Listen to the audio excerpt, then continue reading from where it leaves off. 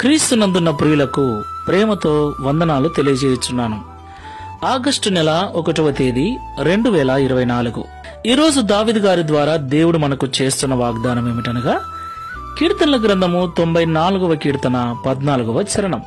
యెహోవా తన ప్రజలను ఎడబాయువాడు కాడు, తన స్వాస్థ్యమును విడనాడువాడు కాడు. ఆమేన్.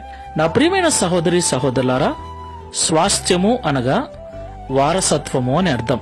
ఈ లోకాన్నంతటినీ దేవుడే తయారు చేసినప్పటికీ దేవుని పోలికలో, దేవుని స్వరూపమందు, దేవుని స్వహస్తాలతో చేయబడిన మనమంటేనే దేవునికి చాలా ఇష్టం.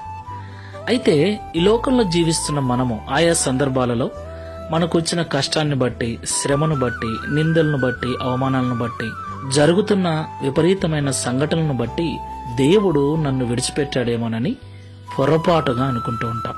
ప్రియులారా, దేవుడు వాగ్దానం చేస్తే ఖచ్చితంగా ఆ వాగ్దానాన్ని నెరవేర్చుకుంటాడు.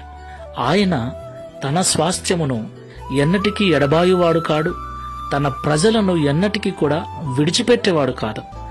లోకమంతా మనల్ని విడిచిపెడుతుంది. రక్త సంబంధికులు, బంధువులు ఒకానొక సందర్భంలో అందరూ విడిచిపోతారు. కానీ దేవుడు మాత్రం ఎన్నటికీ విడిచిపెట్టాడు. నీతోనే, నాతోనే ఉంటాడు. ఆ విషయాన్ని మనం గ్రహించి ఇతరులతో మనం ఎలాగైతే మాట్లాడుకుంటూ ఉంటామో, ప్రతిరోజు దేవునితో కూడా మాట్లాడుకొనొచ్చు, మన సాధక బాధకాలు ఆయనకు చెప్పుకుంటూ ఉంటే ఆయన ఓపికతో విని మనకు విడుదలనిస్తాడు. ప్రార్థన చేసుకుందాం. ప్రేమ స్వరూపమైన తండ్రి, పరిశుద్ధమైన ప్రభువా, మీకు స్తోత్రాలు. ఈ సృష్టినంతటిలో ప్రత్యేకంగా రూపించి, అలాగే నీ స్వాస్థ్యముగా, నీ సంపాద్య జనముగా, నీ సొత్తైన ప్రజలుగా మమ్మల్ని చేసుకున్నందుకు స్తోత్రాలు. అవునయ్యా, మేమంటే అంత ప్రేమ గనుకనే మేము నశించి నరకానికి పోకుండా ఉండుట కొరకు మా కొరకు పరలోకాన్ని విడిచి భూలోకానికి వచ్చి మా కొరకు రక్తం కార్చి ప్రాణం పెట్టిన ప్రేమమూర్తివి నీవు. నీ ప్రేమను మరచి ఈ లోకంలో ఎవరో మాట్లాడట్లేదని, ఎవరో చూడట్లేదని, ఎవరో సహకరించట్లేదని, ఎవరో పిలవట్లేదని లోకము గురించిన బాధ మేము పడుతున్నాం. అయితే మేము చూసినా చూడకపోయినా, పిలిచినా పిలవకపోయినా, మేము మాట్లాడినా మాట్లాడకపోయినా నిత్యము మాతోనే ఉంటూ, ఎప్పుడు మేము నీతో మాట్లాడతామా, ఎప్పుడు నిన్ను పిలుస్తామా, ఎప్పుడు నీ సహాయం కొరకు అర్థిస్తామా అని నిత్యము మాతోనే ఉంటున్న దేవుడు నువ్వు ఉన్నావని గ్రహించలేకపోతున్నాం. ఈరోజు మాతో మాట్లాడినందుకు స్తోత్రం.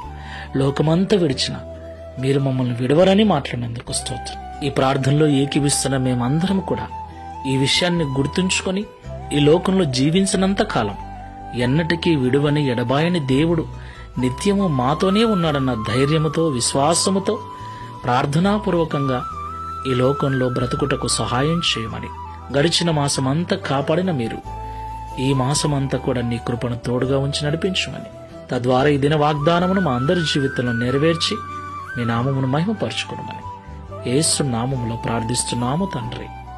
ఆమేన్. Praise the Lord. God bless you.